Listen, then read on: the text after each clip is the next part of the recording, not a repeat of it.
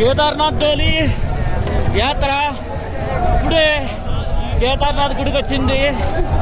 మా 4 రోజుల సుదీర్ఘ నడక ఇక్కడతో అయిపోయిందనమాట. చూసారా, ఇది కేదార్నాథ్ డోలి యాత్రలో వచ్చిన విగ్రహం.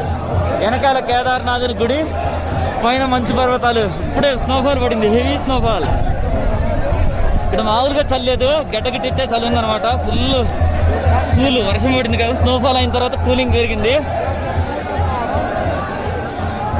గడ్డ గుడి. ఈ విగ్రహం, ఈ అమర్నాథ్ విగ్రహం టెంపుల్లోకి వెళ్ళిన తర్వాత ఈ డోలి యాత్ర కంప్లీట్ అయినట్టు. రేపు మార్నింగ్ అఫీషియల్గా అందరికీ దర్శనం కనిపిస్తారనమాట. మొత్తానికి పూర్తి చేశా.